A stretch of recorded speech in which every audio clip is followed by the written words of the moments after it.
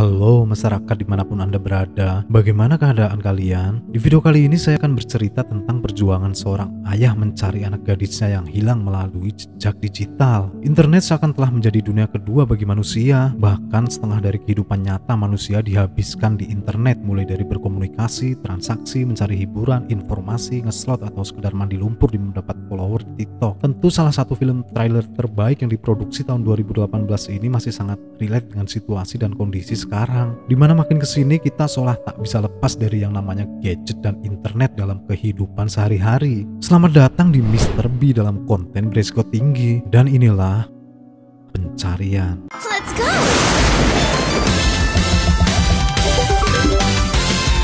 Speed of light!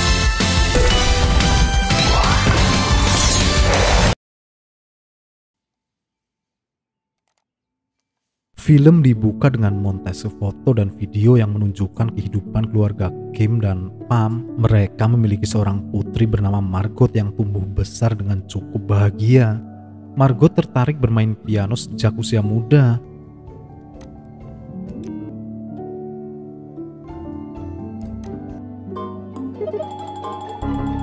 Suatu ketika, Pam didiagnosa menderita limfoma atau kanker kelenjar getah bening. Dengan dukungan putri dan suami tercinta, Pam berjuang keras melawan penyakit yang dideritanya. Sampai akhirnya ada hasil yang cukup menggembirakan saat dokter menyatakan bahwa kanker yang diderita Pam mengalami remisi.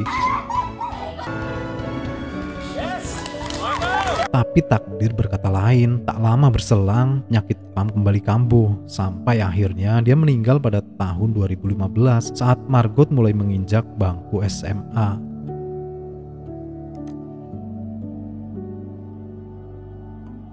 Kim dan putrinya melanjutkan hidup. Sepertinya hubungan antara ayah dan putrinya ini cukup akrab. Itu bisa dilihat dari cara mereka berkomunikasi di Messenger. Melalui panggilan video FaceTime, Kim memastikan keadaan dan keberadaan putrinya serta mengingatkan Margot akan kebiasaan buruknya yang sering lupa membuang sampah. Sejak ibunya tiada, Kim memang bersikap protektif dan sering mengkhawatirkan Margot, walaupun di dunia nyata komunikasi antara mereka berdua sangatlah kurang karena kesibukan masing-masing. Margot menjelaskan bahwa dia sedang belajar kelompok di rumah salah seorang teman kelas biologinya dan mungkin akan pulang larut malam karena ada banyak tugas yang harus dikerjakan.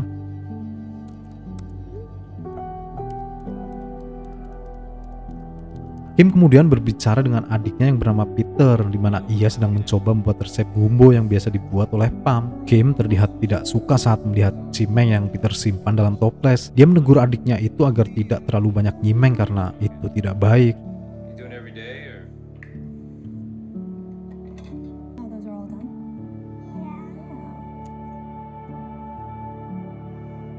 Malam itu saat sedang tidur, Kim melewatkan dua panggilan dari Margot.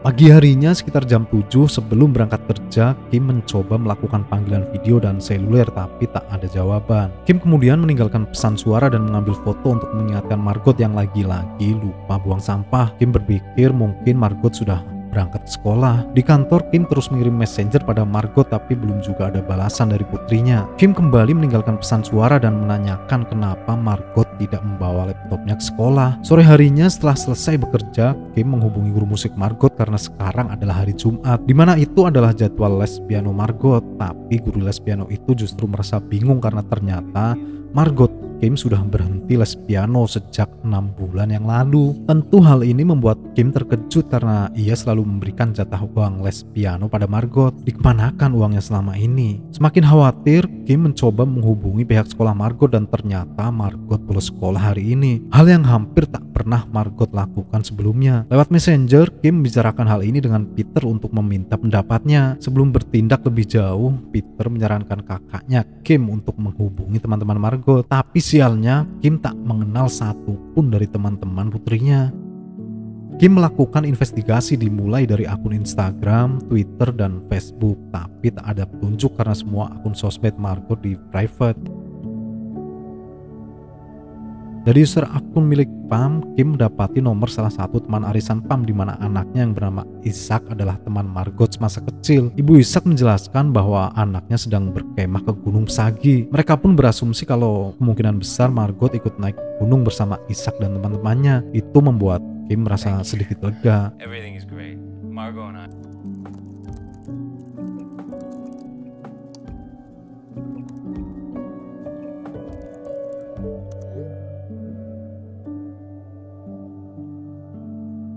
Keesokan paginya, Ishak menelepon Kim dan memberitahu bahwa Margot tak ikut bersamanya. Hal ini membuat Kim semakin cemas. Dia kemudian menghubungi 911 dan melaporkan tentang kehilangan putrinya. Berdasarkan informasi hasil browsing di bawah Google, dari semua laporan orang hilang di California, hanya 45% kasus yang terpecahkan. Yang itu artinya peluang Kim untuk menemukan putrinya cukup tipis jika kasus ini tidak benar-benar ditangani dengan serius. Beberapa saat kemudian, seorang detektif bernama Rosemary Fix menghubungi Kim dan mengatakan bahwa dia ditugaskan untuk menangani kasus Margot. Detektif Frost meminta semua informasi yang dibutuhkan dan berjanji akan menangani kasus ini dengan sangat serius. Sementara itu, sambil berbicara di telepon, Kim browsing mencari tahu profil dan informasi tentang detektif Frost untuk memastikan kredibilitas dan sepak terjangnya. Saat ini detektif Frost sedang dalam perjalanan menuju rumah Kim yang jaraknya kurang lebih 30 menit perjalanan. Detektif Frost juga memberi arahan pada Kim apa yang harus dia lakukan untuk membantu penyelidikan.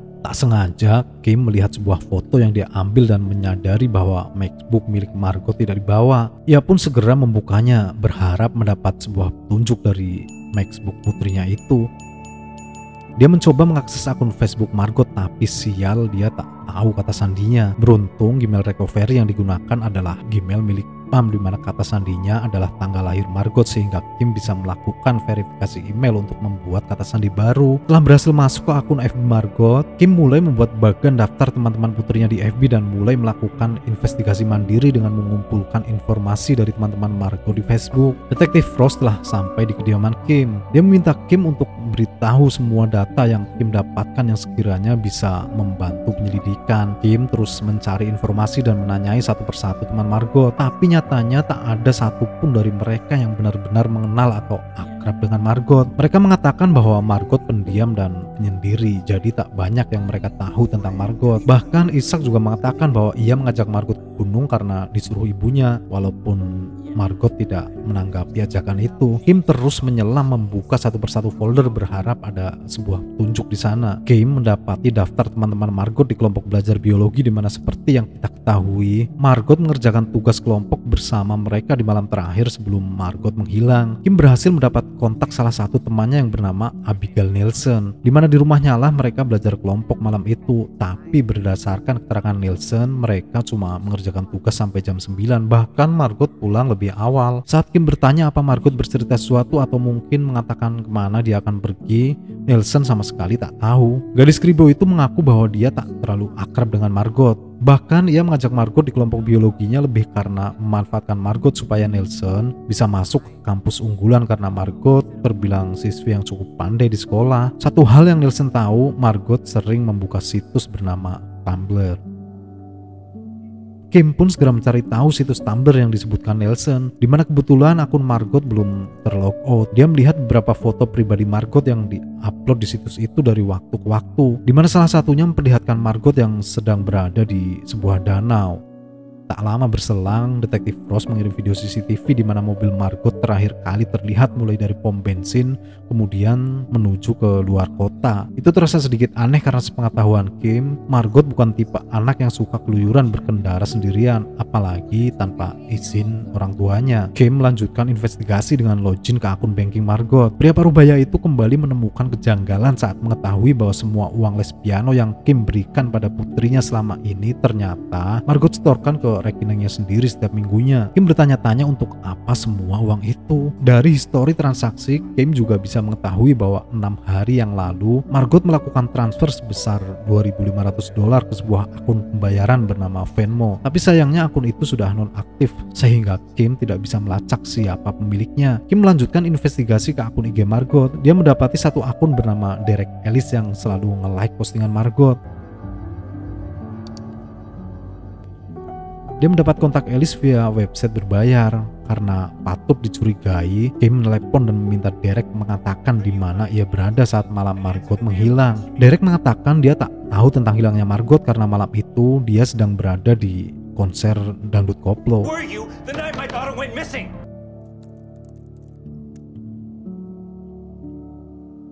Dari salinan drive yang telah dihapus, Detektif Frost menemukan nomor kontak pemalsu dokumen dan memberitahu Kim bahwa belum lama ini Margot membuat SIM palsu dengan nama Rachel Jones. Berdasarkan penyelidikan Detektif Frost di hari yang sama, Margot juga menarik semua uang di rekeningnya dan mengirim ke akun Venmo yang ternyata itu adalah akun milik Margot sendiri. Dari hasil temuan itu, Detektif Frost mengatakan pada Kim bahwa ada kemungkinan Margot memang berniat kabur dari rumah. Tentu itu terdengar sangat aneh bagi Kim karena ia merasa semua baik-baik saja. Kim merasa sangat mengenal putrinya dan beranggapan tidak mungkin Margot melakukan semua itu. Dan jika memang benar, yang jadi pertanyaan, apa alasan Margot ingin kabur? Tak menyerah begitu saja, Kim kembali melanjutkan investigasinya. Dari history browsing, ia mengecek satu persatu situs yang paling sering dikunjungi anaknya. Salah satunya adalah situs live streaming bernama Yocast. Dari data video yang tersimpan, Kim mengetahui bahwa ternyata putrinya cukup rajin upload dan live streaming di situs itu.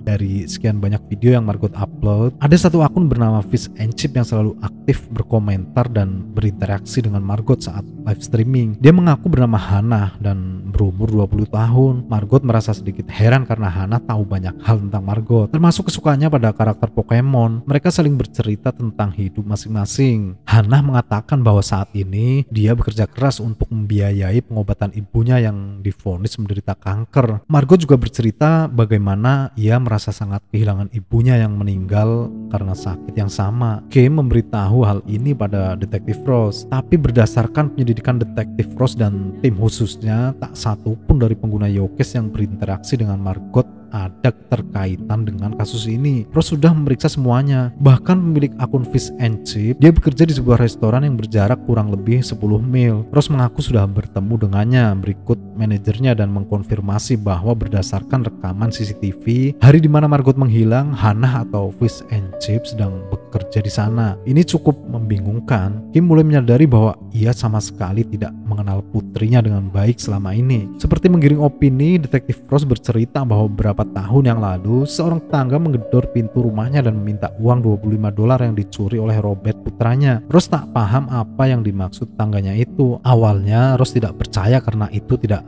seperti Robert yang dia besarkan selama ini. Dia merasa tidak mungkin putranya melakukan hal itu, tapi faktanya ternyata terbukti. Mengatasnamakan ibunya dan yayasan sosial kepolisian, Robert meminta uang pada warga untuk penggalangan amal yang ternyata palsu. Kadang kita memang tak selalu benar-benar mengenal anak kita dan itu bukan salahmu, Kim. Begitu kata Kak Rose. David bertanya apa yang Rose lakukan saat itu. Rose membenarkan bahwa ia memang mendirikan badan amal dan mengucapkan terima kasih pada tetangganya atas sumbangannya. Walaupun sebenarnya itu hanya alibi Rose sebagai bentuk pembelaan untuk putranya. Sebelum menutup video call, Rose mengatakan pada Kim untuk tetap tenang. Saat ini tim penyelidik sedang mencari mobil yang dikendarai Margot ke 16 negara bagian dan akan segera memberitahu Kim begitu ada penemuan baru. Saat hendak mematikan MacBook, mata Kim tertuju pada satu thumbnail video yang Margot upload. Itu adalah danau yang sama dengan foto yang pernah Margot upload di situs Tumblr. Sebuah danau tempat di mana Margot sering menyendiri menghabiskan waktunya selama 5 bulan terakhir. Kim segera mencari tahu lokasi bernama Danau Barbosa tersebut dengan bantuan Google Map dan menemukan fakta bahwa di persimpangan dekat danau itulah terakhir kali mobil Margot terpantau CCTV. Tak mau buang waktu, Kim segera meluncur ke TKP sambil terus berusaha menghubungi Detektif Frost, tapi tak ada jawaban. Jam 4.22 dini hari, Kim tiba di TKP. Dia terus melakukan panggilan FaceTime sampai akhirnya Detektif Frost terbangun. Kim menemukan gantungan kunci Pokemon milik Margot yang seolah memberi petunjuk bahwa kemungkinan besar Margot berada di sekitar tempat itu. Kim menyampaikan kecewaannya karena sebelumnya Frost berasumsi bahwa Margot kabur keluar kota. Terlihat Detektif Frost bergegas menyusul Kim ke lokasi. Pagi harinya, polisi dan wartawan telah berada di lokasi. Diliput oleh beberapa media, petugas melakukan evakuasi dan memeriksa mobil Margot yang ditemukan di dasar danau. Sebagai kepala investigasi, Detektif Frost didampingi oleh Kim mengumumkan hasil temuannya pada media. Ross menjelaskan pada media tentang kasus menghilangnya Margot pada hari Kamis lalu. Mengenai temuan mobil ini, petugas telah memeriksanya. Tidak ditemukan Margot di sana. Hanya ditemukan uang sejumlah $2.500 di amplop dan percikan darah di dashboard penumpang yang diduga akibat adanya perkelahian fisik. Ross menyampaikan bahwa mulai hari ini secara resmi kasus hilangnya Margot diubah menjadi kasus penculikan. Dengan cepat kasus ini menjadi sangat viral dan menjadi perhatian publik. Hari itu juga dimulai jam 1 siang, petugas dan para sukarelawan melakukan penyisiran di sekitar lokasi untuk mencari keberadaan Margot. Detektif Ross melakukan pengecualian di beberapa zona untuk tidak melibatkan warga sipil dengan alasan banyaknya jurang dan medan yang berbahaya. Dia menyatakan petugas ahli telah memeriksa zona itu dan memberi instruksi pada sukarelawan agar melakukan penyisiran ke zona yang lain. Pencarian di hari pertama tidak membuahkan hasil. Kim berbicara di depan kamera dan menarik simpati masyarakat yang berkenan membantu melakukan pencarian di hari kedua. Karena semakin banyak personil, maka akan semakin cepat kemungkinan Margot bisa ditemukan. Esokan harinya semakin banyak sukarelawan yang datang, tapi sayang cuaca tidak mendukung. Pencarian terpaksa ditunda karena turun hujan lebat dan badai. Ross menyampaikan pencarian akan segera dimulai saat cuaca sudah membaik dan investigasi tak akan berhenti sampai Margot ditemukan.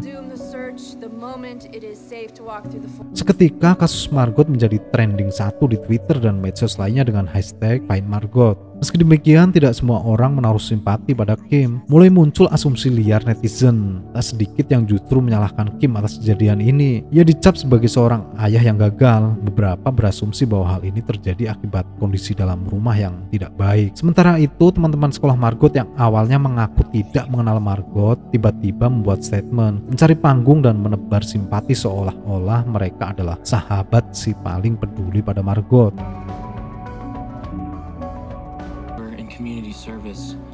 Di antara semua postingan ada satu status di FB yang menarik perhatian Kim. Akun bernama Derek Ellis itu membuat postingan 5 jam yang lalu dan mengatakan agar semua pihak tak perlu khawatir karena saat ini Margot sedang week-week bersamanya. Dari postingan terakhir Ellis 7 menit yang lalu, Kim melacak lokasi Ellis yang sedang berada di bioskop yang kebetulan tak terlalu jauh dari tempat tinggal Kim. Tak mau buang waktu, Kim pun segera meluncur ke sana. Terjadi adu jotos dan Ellis harus dilarikan ke rumah sakit. Banyak netizen yang menghujat dan menganggap Kim gila karena tindakannya itu, tapi tidak sedikit juga yang membenarkan tindakannya dan mengatakan akan melakukan hal yang sama jika berada di posisi Kim. Sedikit marah, Detektif Ross mengingatkan Kim bahwa orang terdekat tidak boleh ikut melakukan investigasi terlalu jauh. Kim tak berhak bertindak sendiri tanpa bukti. Semua tim ahli sudah dilibatkan dalam kasus ini. Ross mengaku salah karena telah melibatkan Kim sejak awal, dan mulai saat ini Kim tak boleh ikut melakukan penyelidikan lagi. Tentu kita bisa memahami tindakan Kim ya. Itu sangat manusiawi karena sebagai seorang ayah pastinya dia sangat mengkhawatirkan putrinya dan akan melakukan apapun untuk menemukannya. Lagi pula Kim lah yang telah menemukan mobil Margot di danau. Berita tentang Margot berseliweran di dunia maya. Banyak asumsi bermunculan. Beberapa mengatakan pelaku penculikan adalah seorang predator seks yang membawa Margot ke hutan. Saat itu Kim menerima pesan Gmail dari jasa pemakaman live streaming, tapi dia tolak karena Kim merasa yakin bahwa putrinya masih hidup. Kim melihat ulang foto-foto temuan mobil yang dipublikasi, yang memperhatikan sweater yang ada di karpet mobil, memperbesar gambar karena merasa logo itu tidak asing baginya. Itu adalah logo Vince Hockey yang sama dengan logo tim hoki milik Peter adiknya. Kim melanjutkan dengan menelusuri history chat antara Margot dengan Peter dan menemukan beberapa percakapan yang mencurigakan. Alhamdulillah. Ternyata Margot sering berkunjung ke rumah Peter. Mereka sering keluar bersama dan dilihat dari percakapan Margot dengan pamannya itu ada sesuatu yang dirahasiakan. Berdasarkan fakta ini, Peter patut dicurigai dan mungkin dia tahu sesuatu ya tentang menghilangnya Margot. Kim hendak memberitahu hal ini pada Detektif Ross, tapi dia urungkan dan memutuskan untuk bertindak sendiri. Kim datang ke rumah adiknya dan diam-diam memasang kamera tersembunyi di beberapa titik di rumah Peter dengan maksud ini bisa menjadi barang bukti nantinya. Kim mulai memancing percakapan dan menginterogasi Peter. Terlihat Peter mulai panik dan salah tingkah saat Kim mengatakan bahwa ia sudah tahu semuanya tentang Peter dan Margot dari isi history chat di Messenger. Dia mendesak adiknya itu supaya mengaku apa yang telah ia perbuat pada Margot.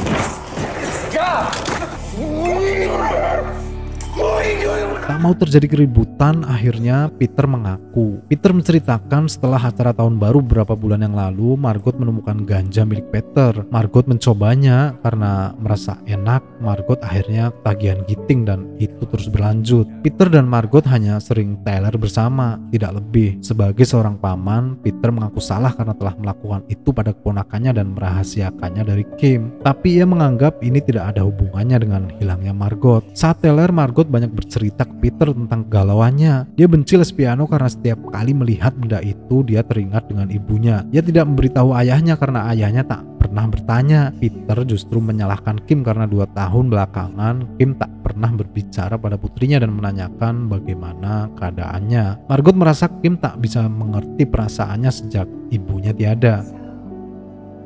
Sementara itu, Detektif Ross terus melakukan panggilan dan meninggalkan pesan suara pada Kim. Ross memberitahu bahwa ia telah menangkap pelaku yang telah menculik dan membunuh Margot. Seketika, Kim tersungkur lemah mendengar kabar itu karena itu artinya Margot telah tewas. Media pun segera memberitakan hal ini, bahwa Margot yang hilang sejak 5 hari lalu dinyatakan tewas. Pelakunya adalah Randy Kartov, seorang mantan napi yang bebas 6 tahun lalu. Dia ditangkap karena kepemilikan narkoba dan terbukti melakukan kejahatan seksual. Pria Parubaya itu mengunggah video pengakuan di internet sebelum ia dinyatakan bunuh diri. Di video itu, Randy meminta maaf karena telah menghajar, memperkosa, dan melemparkan Margot ke jurang. Video adegan bunuh diri di-cut dan tidak dipublikasi karena pihak polisian menganggap itu mengandung unsur kekerasan dan tak layak untuk ditayangkan ke publik. Detektif Ross menyelenggarakan konferensi pers perihal kejadian ini. Ia menyatakan pengakuan Randy dikuatkan dengan ditemukannya DNA yang cocok dengan pria itu di area danau yang menjadi TKP. Kim merasa aneh dan ada kejanggalan. Ia tidak percaya begitu saja. Saat itu Detektif Ross menyampaikan belasungkawa, mencoba menghibur dan menenangkan Kim bahwa apapun yang terjadi pada Margot itu bukanlah salah Kim. Memorial One kembali menawarkan jasa pemakaman via Gmail. Kali ini Kim menerimanya karena bagaimanapun dia harus berdamai dengan kenyataan dan menerima bahwa putrinya telah tiada. Saat mengupload data dan foto di situs itu, Kim merasa tidak asing dengan foto profil di website jasa pemakaman tersebut. Dia mencoba mengingat-ingat dan mencocokkan. Itu adalah perempuan yang sama dengan foto profil akun Fish and Chip di akun Yokes yang sering berinteraksi dengan Margot. Tentu ini terasa aneh karena sebelumnya diketahui berdasarkan informasi dari Detektif Ross, perempuan bernama Hannah itu bekerja di restoran. Kim mencoba melakukan penelusuran gambar di Google dan menemukan fakta bahwa ternyata Hannah adalah seorang model paruh waktu. Kim melacak nomor telepon Hannah berdasarkan namanya via website berbayar dan yang mengejutkan, ternyata Hannah sama sekali tak tahu tentang Margot. Dia juga mengaku tak pernah berkomunikasi dengan Detektif Ross atau pihak polisian manapun. Bahkan ia tak tahu apa itu Yokes. Kim pun segera menghubungi Detektif Ross untuk memberitahu kejanggalan ini, tapi tak ada jawaban. Dia kemudian menghubungi kantor kepolisian tempat Detektif Ross bekerja dan berbicara dengan customer service. Mereka menyampaikan belasungkawa dan turut bersedih atas apa yang menimpa keluarga Kim, terutama Detektif Ross. Dedikasinya dalam kasus ini sangat besar. Bahkan dia mengajukan diri untuk menangani kasus ini. Tapi ini justru terdengar janggal bagi Kim karena yang dia ingat di awal Ross mengaku bahwa ia ditunjuk dan ditugaskan untuk menangani kasus Margot, bukan mengajukan diri. Merasa ada yang aneh, Kim kembali ke Google untuk mencari informasi tentang Detektif Ross. Dari foto-foto di internet, Kim menemukan salah satu foto Detektif Ross dengan para mantan napi di tempat rehabilitasi, di mana salah satunya terlihat seperti Randy Kartov,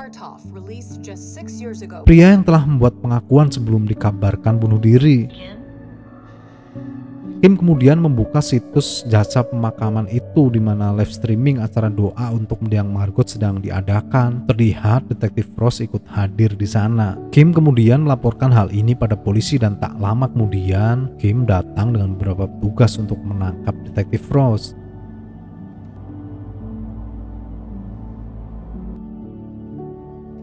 Dia ditetapkan menjadi tersangka. Let's start with Thursday, May 11th. Di ruang BAP, perempuan aparat penegak hukum itu menandatangani pengakuan tentang semua kejahatannya pada Margot. Dia dikenakan pasal pembunuhan tingkat 1. Di ruang BAP, Detektif Ross memberikan keterangan tentang kronologi kejadiannya. Malam itu, Ross mendapat telepon dari Robert putranya dan memberitahu bahwa ia telah membuat kesalahan. Robert hendak menghubungi nomor darurat tapi Ross mencegahnya. Selanjutnya, Ross menemui putranya yang berada di dekat Danau Barbosa. Saat Ross sampai di lokasi, Robert sedang berdiri di tepi jurang. Dia mengatakan ada seorang gadis di bawah. Dia tak sengaja mendorongnya sampai gadis itu jatuh ke jurang. Saat petugas bertanya apa alasan Robert mendorong Margot, Ross menjelaskan bahwa putranya berbeda dengan remaja normal lain pada umumnya. 6 bulan lalu, Robert bertemu Margot di sebuah situs web bernama Yokes. Sejak SD, Robert memang sudah menyukai Margot. Dia tahu banyak hal tentang Margot, termasuk kesukaannya pada Pokemon, kenapa ibunya meninggal, dan lain-lain. Karena merasa tidak percaya diri, Robert bersandiwara dengan membuat akun palsu bernama Fish and Chip supaya bisa mendekati gadis pujaannya tersebut. Setelah 6 bulan berteman di Yokes, Margot menemukan akun Venmo milik Fish and Chip. Sebagai gadis yang baik, tanpa diminta, Margot mengirim uang sebesar $2.500 pada Fish and Chip melalui akun Venmo, yang sebenarnya itu adalah akun milik Robert dengan tujuan untuk membantu biaya tagihan rumah sakit ibunya. Dari kejadian itulah Robert berniat mengembalikan uang itu. Kenapa Robert tidak mengembalikan uang itu saat di sekolah? Karena khawatir Margot akan bereaksi berlebihan dan Robert tak menyukai itu. Akhirnya malam itu Robert memutuskan untuk membuntuti Margot. Saat sampai di danau, Robert melihat Margot sedang nyimeng sendirian di mobil. Lagi asik-asiknya nyimeng, Margot dikejutkan dengan kedatangan Robert. Spontan Margot pun berteriak dan memukuli Robert sampai terluka. Margot kemudian berlari mencari bantuan karena berpikir Robert berniat melakukan hal buruk padanya. Robert mengejarnya. Saat itu kondisi gelap gulita. Robert mencoba menjelaskan tapi Margot yang ketakutan terus berteriak dan menyerang Robert. Sebenarnya Robert tak berniat menyakiti Margot. Dia hanya ingin mengembalikan uang itu, tapi sekali lagi saat itu gelap gulita. Margot yang panik terus memukuli Robert sampai Robert bereaksi dan tak sengaja mendorong Margot jatuh ke jurang. Detektif Ross mengaku bahwa semua ini bukanlah permintaan putranya. Itu adalah murni keputusan Ross. Dia meminta Robert untuk tidak menghubungi siapapun dan berkata bahwa ibu akan mengurus semuanya. Malam itu Ross mencoba turun tapi jurang sempit dan sangat curam. Walaupun belum bisa dipastikan, melihat keadaan jurang dengan kondisi seperti itu dengan ketinggian kurang lebih 50 kaki, Ross berasumsi bahwa Margot tak akan bisa bertahan di bawah sana. Selanjutnya, Ross menenggelamkan mobil ke danau untuk menghilangkan jejak, mulai menyusun skenario dan mengajukan diri untuk memimpin investigasi. Ross mencoba menggiring opini dan meyakinkan David bahwa ada kemungkinan putrinya memang sengaja kabur. Semua temuan yang Ross tunjukkan pada David seperti salinan hard drive, SIM palsu yang seolah dibuat Margot dengan nama berbeda, ternyata adalah bagian dari skenario Detektif Ross. Bahkan pengakuan dari mantan napi itu juga bagian dari skenario agar kasus bisa segera ditutup. Dan faktanya mantan napi itu tidaklah bunuh diri, melainkan Detektif Ross lah yang membunuhnya. Ross bertindak sejauh itu untuk melindungi putranya dan menyelamatkannya dari jeratan hukum. My decision. Not him. Did you go down? I tried, but it was narrow, Jack. Saat berada di mobil setelah ditangkap, David bertanya pada Detektif Ross apa Margot benar-benar sudah mati. Ross menjawab meskipun Margot selamat saat jatuh dari jurang, dia tak akan bisa bertahan tanpa air selama 5 hari. Tapi Kim berpendapat lain. Hari Senin turun hujan lebat dan badai. Itu artinya baru 2 hari Margot bertahan di dasar jurang tanpa air. Jadi ada kemungkinan Margot masih hidup saat ini. Berdasarkan asumsi itu, Kim meminta petugas untuk berputar arah menuju ke jurang di mana Margot diduga berada. Diliput secara live oleh media, proses pencarian dan evakuasi Margot dilakukan. Belum diketahui keadaan Margot saat diangkat dari jurang, apakah dia masih hidup atau sudah mati. No word yet as to her status. And there you can see her Our viewers that we do not know what Who has been missing for the last week is now.